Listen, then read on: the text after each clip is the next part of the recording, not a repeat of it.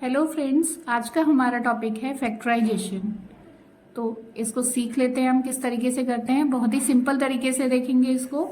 Factorisation में आपको 3 terms given होती हैं और इसका स्टैंडर्ड फॉर्म होता है ax² plus bx plus c। यानी x² के साथ जो नंबर होता है उसको a बोलते हैं, x के साथ जो नंबर होता है उसको b बोलते हैं और सिंपल जो नंबर होता है जिसके साथ कोई वेरिएबल नहीं है उसको हम c बोलते हैं। तो फैक्टराइजेशन करने के लिए यहाँ पर जो हम मेथड यूज करने जा रहे हैं वो स्प्लिट द मिडल टर्म। जैसे कि नाम से ही क्लियर है, स्प्लिट। स्प्लिट मतलब ब्रेक करना, 2 पार्ट्स में स्प्लिट कर देना, किसी चीज को डिवाइड कर देना।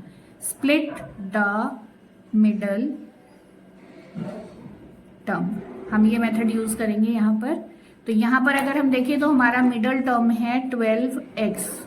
मिडल टर्म को स्प्लिट करना है लेकिन हम इसके फर्स्ट एंड लास्ट टर्म को मल्टीप्लाई करेंगे। तो हमारा फर्स्ट है 4 and the last term is 5। तो 4 मल्टीप्लाई बाय 5 20।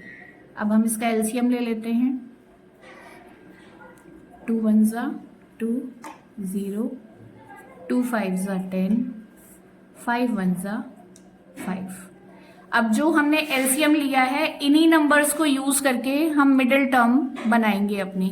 तो पहले फर्स्ट एंड लास्ट टर्म हम as it is note down करेंगे, जो कि है 4x² प्लस 5। मिडिल टर्म के लिए मैंने यहाँ पर स्पेस छोड़ दिया है।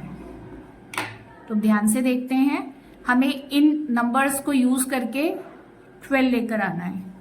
तो अगर हम देखें तो 5 2 10 और प्लस 2 12। तो 5 2 10 प्लस 2 12। अब एक बार हम अपनी इक्वेशन को देख लेते हैं। इक्वेशन में साइन आपको गिवन है प्लस और ये नंबर भी हमारा प्लस कर कर ही आ रहा है। तो 10 प्लस 2 12। तो दोनों नंबर के साथ हम लगाएंगे प्लस का साइन। तो यहाँ पर हम फिल करेंगे 10x प्लस 2x। एक बार दोबारा एक्सप्लेन कर देती हूँ मैं इस चीज़ को। हमने फर्स्ट और लास्ट नंबर को मल्टीप्लाई किया, मल्टीप्लाई करके हमारे पास आंसर आया 20 का हमने एलसीएम ले लिया। अब एलसीएम के बाद जो हमें प्राइम फैक्टर्स मिलते हैं उसको इस तरीके से ऐड या सब्ट्रैक्ट किया जाता है कि हमको मिडिल टर्म मिल जाए। साथ में हमें साइन भी कंसीडर करना होता है कि हमारे ऑपरेशन के बाद साइन सेम होना चाहिए। जैसे मैंने यहाँ करा 5 2 10 और एक नंबर मेरा रिमेनिंग बचा 2। 10 प्लस 2 12।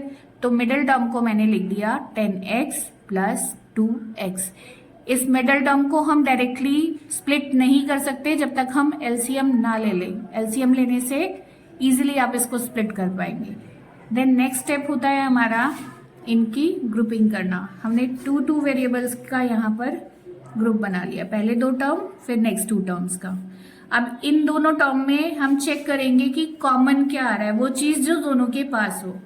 तो पहले नंबर्स को चेक कर लेते हैं। यहाँ पर नंबर है 4, यहाँ पर नंबर है 10। एक ऐसा टेबल देखेंगे जिसमें 4 और 10 दोनों आता हो। तो यहाँ हम पा रहे हैं कि 2 के टेबल में 4 भी आएगा और 10 भी आएगा। अब वेरिएबल में यहाँ पर x² है, यहाँ पर x।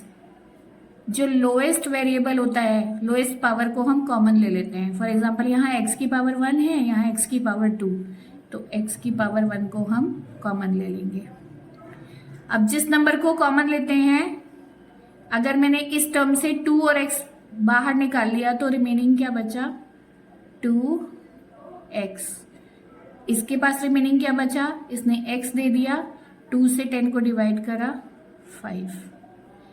सेम इसी तरीके से हम नेक्स्ट नंबर में जाते हैं। ऐसा कोई टेबल है जिसमें 2 और 5 दोनों आता है तो दोनों प्राइम नंबर्स हैं। ऐसा कोई टेबल नहीं है जिसमें 2 और 5 दोनों आए। तो ऐसे केसेस में हम क्या लेते हैं +1 को कॉमन ले लिया। तो यहाँ हमारे पास क्या बचा 2x प्लस 5। अगर हमने टर्म को अच्छे से स्प्लिट किया है, प्रॉपरली स्प्लिट किया है, तो हमारे ये 2 फैक्टर्स सेम जाएंगे। नेक्स्ट स्टेप में हम 2x प्लस 1 को एक ब्रैकेट में लिखेंगे और ये एक ब्रैकेट में 2x प्लस 5। तो इस तरीके से हम easily split the middle term use करके फैक्टराइज कर सकते हैं। आई होप आपको ये क्वेश्चन क्लियर हो गया होगा। अगर आपको मेरी ये वीडियो समझ में आ गई है तो प्लीज़ इसको लाइक करिए, शेयर करिए एंड सब्सक्राइब करना मत भूलिए। Thank you for watching this channel.